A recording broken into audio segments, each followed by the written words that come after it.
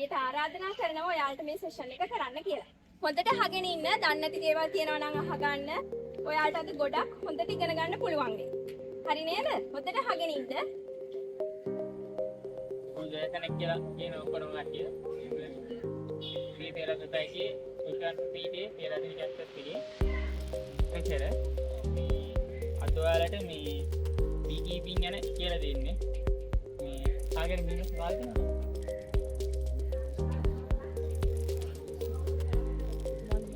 මැස්ලුන්ගේ ප්‍රධාන වැදගත්කම තමයි පොලිනේෂන් එක. සාමාන්‍යයෙන් මේ ලෝකයේ මේ තියෙන ගස් වලින් 85ක් වගේ ප්‍රමාණයක් ක්‍රොස් පොලිනේෂන් වෙනවා. ඒක පරාගය කරන්නේ පරාග වාහකයන්. අනිත් ටික බුලංගමගේ පරාගය වෙනවා. ඒ ටික බහුතරයක් පරාග වෙන්නේ මේ බීමස් වගේ ඉන්න පරාග වාහකයන්. සාමාන්‍ය බීමස් මේ ලෝකේ නැති වුණොත් කාල ප්‍රමාණය පරාග විනාශ වෙනවා. ඒකලගේ පරාගන කිදෙන්නේ නැතුව කලහට ගන්න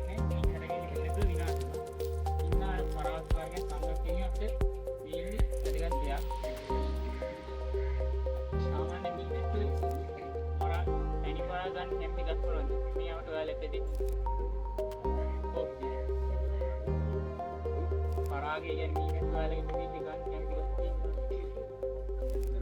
ඊට මල්ටි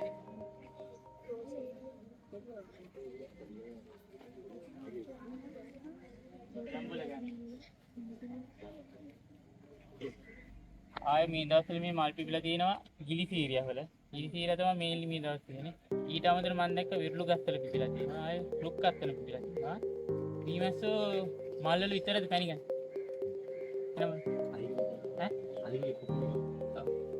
ආය ගන්නවා ගස් වල පොළව. ඒක අහලා තියෙනවද? ගස් වල පොළවල ගන්නවා ඔය රබර් වල සහ අබ වල මේ දලු මෝරණ කාලේ ගන්ති තියෙනවා. කියන්නේ එක්ලා පොරා නිස්තාරිස් කියලා කියන්නේ ඒ ගන්ති වලින් තැනියනවා. ඇත්තම රබර් ගහගත්තාම අබ ගහගත්තාම මල් වල තනිපේ කියන්නේ. මේකේ තියෙන්නේ රාමු 6යි. ඊට අමතරව මීට වඩා ටිකක් පොඩි බොක්ස් එකක් තියෙනවා. ඒක රාමු 8ක් තියෙනවා. මේ V බොක්ස් එකේ කොටස් ගත්තාම එකක් තමයි මේකේ තියෙන වහල. මේකේ තියෙන මොකද?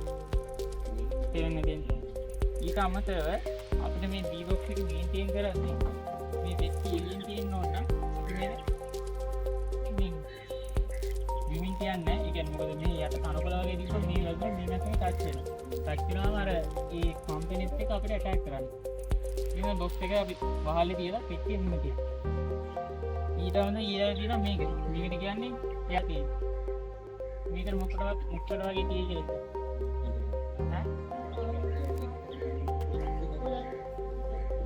හොලඟ ඇත්තටම මේක තියෙන්නේ අපි දැන් මේ පෙට්ටිය ට්‍රාන්ස්පෝර්ට් කරද්දී මේක සම්පූර්ණයෙන්ම කට බ්ලොක් කරනවා. මේ ගේට් එක දාලා මේක වහනවා.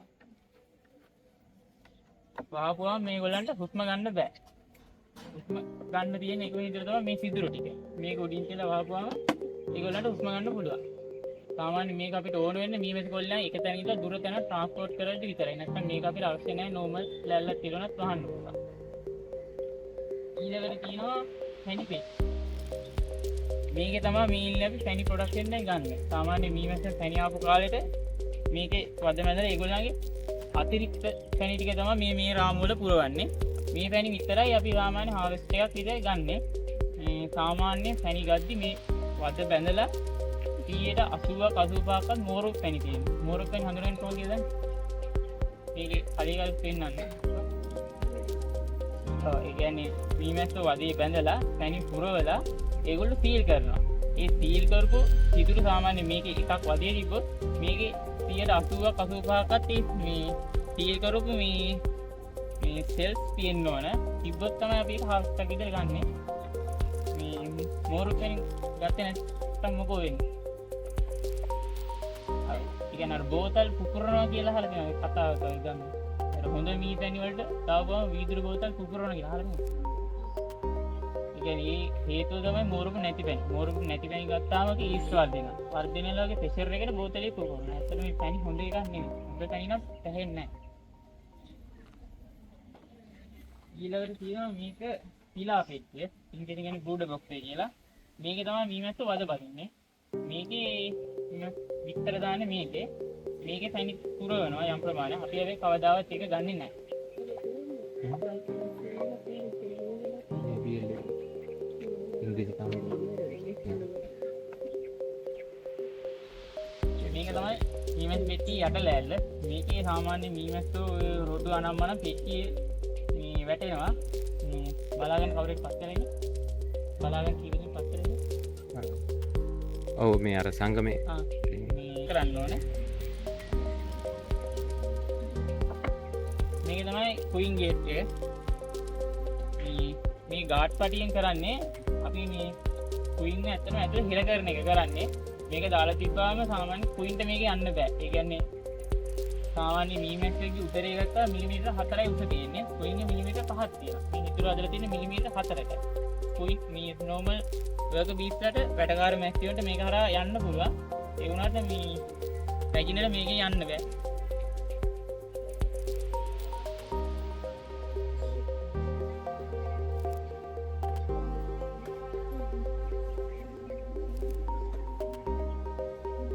අය සාමාන්‍ය සේෆ්ටි පාවිච්චි කරන ෆුල් සේෆ්ටි කිට් තියෙනවා මුළු ඇඟටම දාන්න. ඒ වුණාට පොඩි ප්‍රශ්නයක් තියෙයි. ඒක ඇදගෙන මේ ගොඩක් වෙලා වැඩ කරන්න අපිට රස්නිය. මේ සාමාන්‍ය B වේස් කියලා තමයි මේ මට කියන්නේ. මේක ඔළුවට දාගන්න. ඒ කියන්නේ අපි ගොඩක්ම සෙන්සිටිව් අවයව තියෙන්නේ මූණේ. සාමාන්‍ය මේ මෙතන අය කන් ආසන්න තියෙනවා මේ ගොඩක් අමාරු ඒ තැන්වල විද්දාම. ඒකින්න මේ අපි මූණට විතර සේෆ්ටි දාගත්තා මේකේ.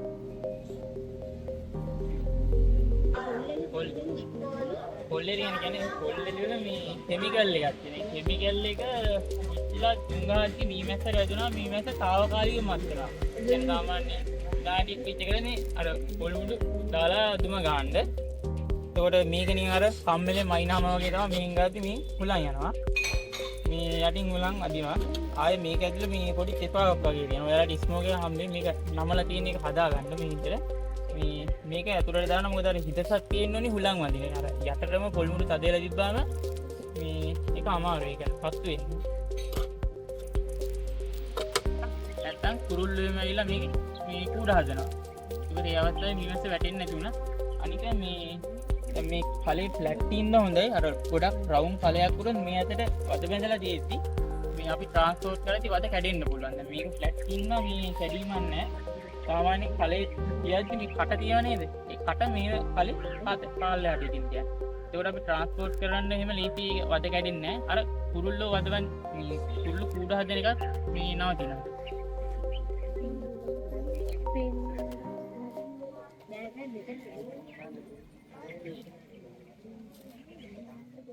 අතු කරලා ඉල්ලා මේක ඇතුළට දානවා පොඩ්ඩක්.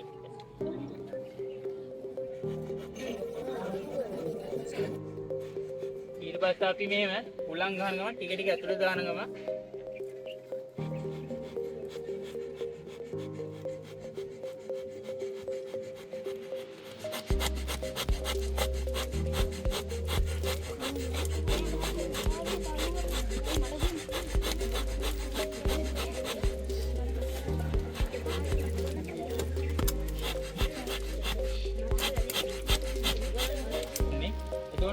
මීමැස්ස ඒක ඩැමේජ් වෙන්න පුළුවන්. අනික අපි ඒ රස්නි දුම ගහපුවාම අපිට මීමැස්ස ඇටැක් කරනවා. ඒකින් දැන් සාමාන්‍ය තෙත්තිදුමක් තමයි ගහන්න ඕනේ.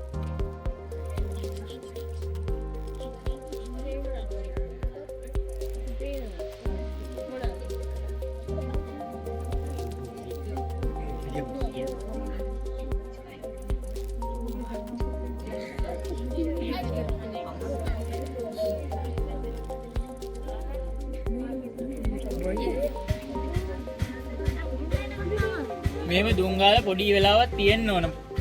හරි. දුම් ගහපු ගමම කඩන්න යන්න එපා.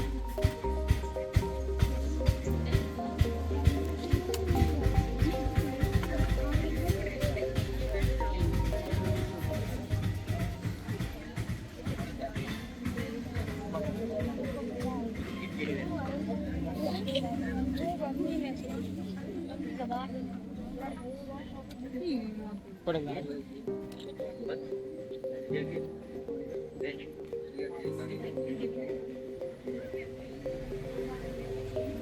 ගහලා ඉපන් මේ වදිනේ මීහාසික මොන ඇදරේ ඇතුළට යනවා. ඊට පස්සේ අපි කරන්න ඕනේ වද බැඳලා තියෙන රටාව බලා ගන්න ඕනේ. මොකද දැන් මේ වද බැඳලා තියෙන්නේ ඔයගොල්ලන්ට පේනවා මේ අතට හරස් අතට අරත් ඇතුළේ වැදලා තියෙන්නේ. චූට. ආයිද ගන්න මල්ලි. වලින් කියන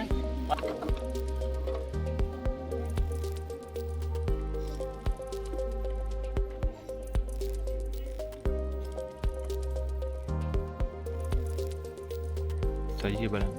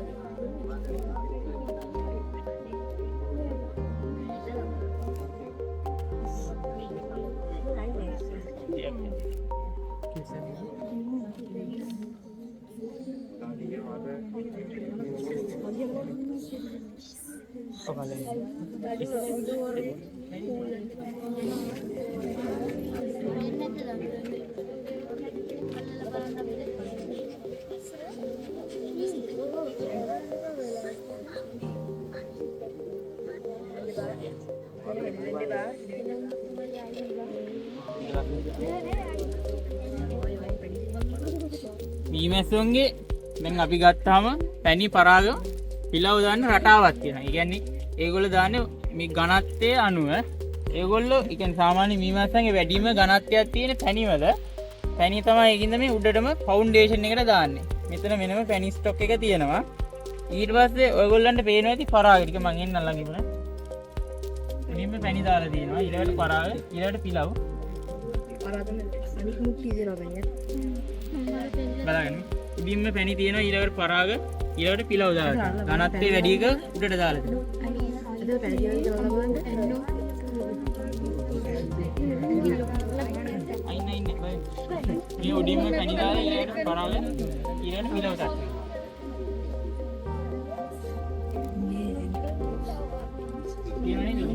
අයින් නෑ විතර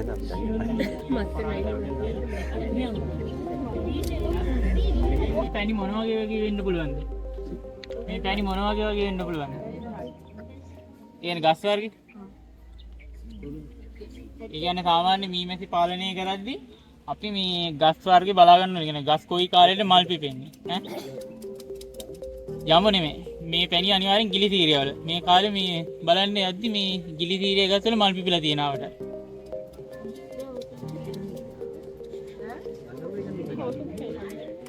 මේ දිනවල මේ පැණි තත්තු මේ මෝරුකම් පරවල පරාග තියෙනවා. ඔව් කහ පාට වෙන්නේ. ඔව් ඊළඟට පිලව් දාලා. ඔය ගුරු පාට වෙන්නේ උදේ. අනික වර්කබියේ අනික එක්කන මේ මේල් මැස් පිරිම් මැස්සෝ මේ ඉන්නේ වැඩකාර මැස්සියෝ. මේගොල්ලන්ට කාලයකට බිත්තර දාන්න පුළුවන්. මේගොල්ලෝ ඒ කියන්නේ ඔයාලා අරින්න කවුම රෝස් භවය කියලා සංසේචන නොවි. ඒ කියන්නේ මේගොල්ලෝ දාන්න බිත්තර සංසේචන වෙන්නේ නැහැ. ඒ බිත්තර වලින් තමයි මේ පිරිමි කස් ඉපදෙන්නේ.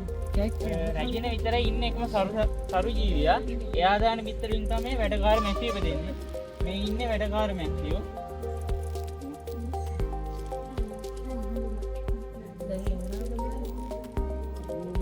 දැන් කියලා මේකෙන් තමයි පිරිමි මැස්සේ ඉන්නේ. ඉතින් වැඩකාර මැස්සියෝ.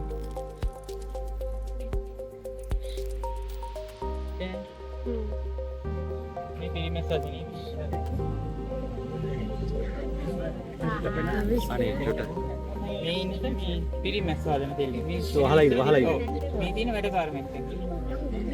අලි මේ එතකොට පැත්ත. ඔයා කියන්නේ වැඩකාර මැස්සියෝ දාන බිත්තර වලින් හැදෙන්නේ තනිකරම පිරිමි සත්තු විතරයි. විතරයි. ඒගොල්ලෝ තමයි ඒක හදන්නේ. මොකද හදන්නේ? ඒ කියන්නේ මේ පිරිමි සත්තු. පිරිමි සත්තු හදන්නේ. රැජිනකින් කලාතුරකින් එකෙක් ඉපදෙනවා පිරිමි මැස්සේ. හා හා. මේ රැජින දාන මොකද මේ තියෙන්නේ? මේ තියෙන රැජින දාපේ. මේ ලොකුවට තෙල් එක පොඩ්ඩක් හදලා හදන්නේ මේ පිරිමි මැස්සේ. හරි. කියන්න මල්ලි. චූට කෙරේ. අර ඉස්සරගේ. මේ රැජිනක් හැදෙන්නේ කොහොමද කියලා දන්නවද ඔයගොල්ලෝ? රැජිනක් හැදෙන විස්තරය කියන්න. එතකොට මේ රැජින සහ වැඩකාර මැස්සියෝ හැදෙන්නේ එකම බිත්තරෙන්. ඒක වෙනස තියෙන්නේ වැඩකාර මැස්සියොන්ට දවස් 3ක් රෝයල් ජෙල් කියලා එකක් රාජ ජල්ය කියලා එකක්. ඒක දවස් 3යි දෙන්නේ මේ වැඩකාර මැස්සියොන්ට. ඒ රෝයල් ජෙල් එක නිපදෙන්නේ මේ වැඩකාර මැස්සියොන්ගේ ඔළුවේ තියෙන ග්‍රන්ථි දෙක. ඒ ගන්ති දෙකින් තමයි මේ රොයල් ජෙල් එක නිපදවන්නේ. එතකොට රැජින හදද්දී ඒ රොයල් ජෙල් එක මේ දවස් 5ක් දෙනවා. ඒ දවස් දෙකේ වෙනසට තමයි අර වැඩකාර මැස්සියෝ නිසරු වෙන්නත් රැජින සරු වෙන්නත් හේතුව. මේ වැඩකාර මැස්සියෝ සත්තු මැදුලේ කරගන්න දෙයක් නේද ඔය කියන්නේ? ඔව්. ඒතකොට හැම ජනපදයකින්ම එක්කෙනෙක් හැදෙන්නේ රැජින. රැජිනවල කියන්නේ එක රැජින ඉන්නේ වර්ධකවදී කීප දෙනෙක් හදනවා. හදලා යනවා. කීප දෙනෙක් නා තේරුණාද පුතේ? ඒ කියන්නේ ජනපදයකින් රැජිනලා එක්කෙනනේ ජනපදයකට ඉන්නේ. එතකොට මේ හැදුනොත් හැදෙන අය රැජිනව හොයාගන්න කියලා. මේ වදේ දැන් බින්දට මම රැජින පෙන්නන්න. අපි කොහොමද රැජිනව අඳුරගන්න කියන එක ඔයාලට ප්‍රශ්නයක්ද? කොයින්ද ඒක?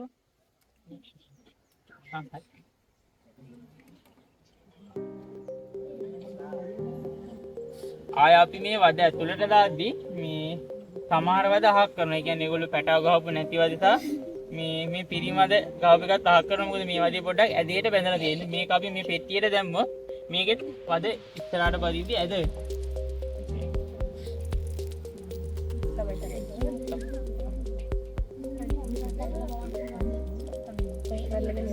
අරගෙන යවන්න කිව්ත් කැඩිලා යයි මල්ලි හැබැයි කවන්න. ඔක වැඩන්නේ. අයින්නේ. පදුන අයින්නේ. මස්රියා කලවන්න. කැඩි ටික කන්න. කැටි කන්න.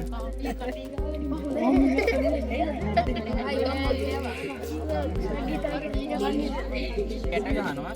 සාමාන්‍ය අපි කැට ගන්න වයර් එහෙම ගන්න එපා. මොකද දැන් අපි ගැට ගන්න මේ මීමැස්සට කපන්න බෑ. අනික මීමැස්සට කටේ තියෙනවා මේ මැන්ඩිබල් කියලා එකක්. ඒ වගේ තමයි මීමැස්ස මේවා කපන්නේ. මේ වගේ එකක් කැපුවට අර වයර් වගේ එකක් කපන්න බෑ. හයියයි. ඒගොල්ලන්ට තුවාල වෙනවා. අපි බලමු මේ වදේ ගැට ගන්න කොහොමද කියලා. ආය මේ මං සාමාන්‍ය පාවිච්චි කරන ඉස්ට්‍රක්චර් එක මේ වගේ පොඩි සව්වක් පාවිච්චි කරන ගැට ගන්න කාලේ. හේතුව මොකද මේ අපි මේ පට්ට වලින් ගැට ගහද්දි මේ පොඩ වදේ අදිද්දි මේ වදේ කැඩෙනවා. අනික මේ වදේ බරත් එක්ක සමහර වෙලාවට වද අපි ගැට ගවම පාර කඩා වැටෙනවා. ඒක නවත්තන්න තමයි මේ වගේ පොඩි තව්වක් හදාගන්නේ. මං හදන්නට කියන්න. කපලා ඉවරලා ඒක මෙහෙම දෙකට නමා ගන්න. දෙකට නමලා ඉවරලා මේ වගේ පොඩි කට් එකක් දාගන්න. හරිද? එතකොට මේ වගේ එකක් එනවා.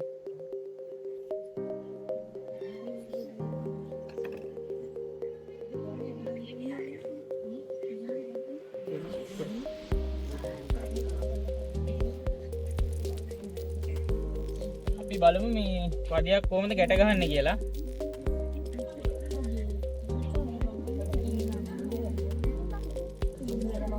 ගන්න කඩවන්න.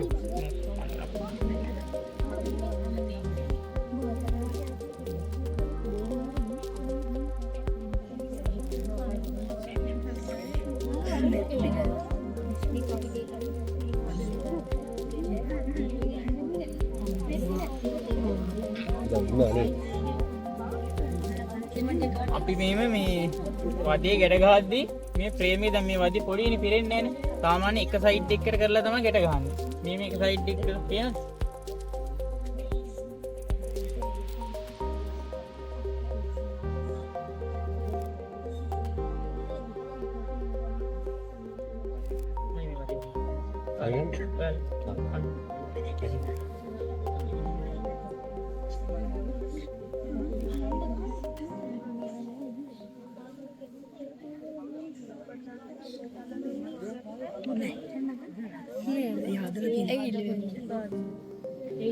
ගන්න පුළුවන්. දැන් ඇබුල් කේල් වගේ જાතියක් ගත්තා මේ වගේ පට්ට ගලවන්න බෑ.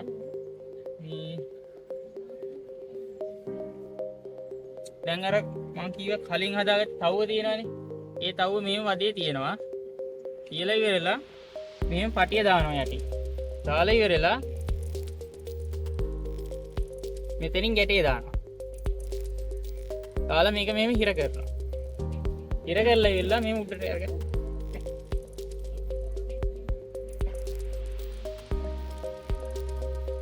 ගැටයක් දාලා ඉවරලා මෙතනින් කපලා දානවා. සාමාන්‍යයෙන් මේ වදේ සයිස් එක අනුව දෙකක් තුනක් වගේ ප්‍රමාණයක් දාන්න. දැන් මේ වදේට නම් මේ දෙකක් දාන්න වෙනවා.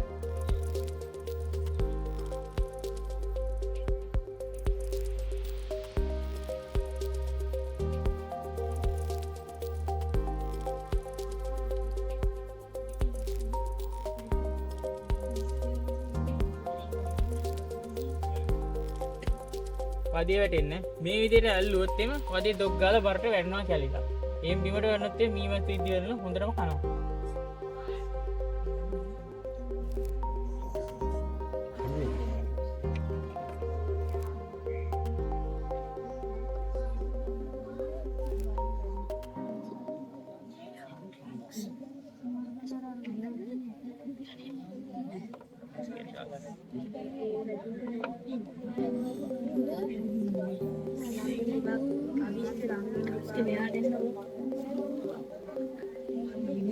ඊළඟ වද ටික දාන්න එනවද කට?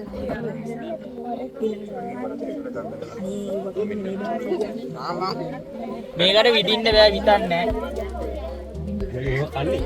ඊම කනවා හොරෙන්නේ. කනවද? කෑගන්නද? නෑ. කපලා දෙන්න.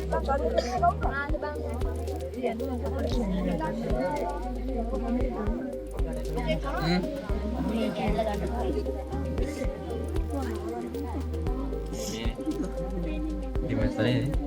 Oh, ini nasi. මේන්න Mimi yan.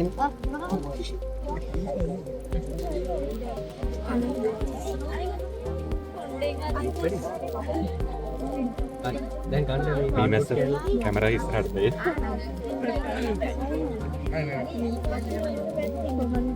din dia. Pakai nama.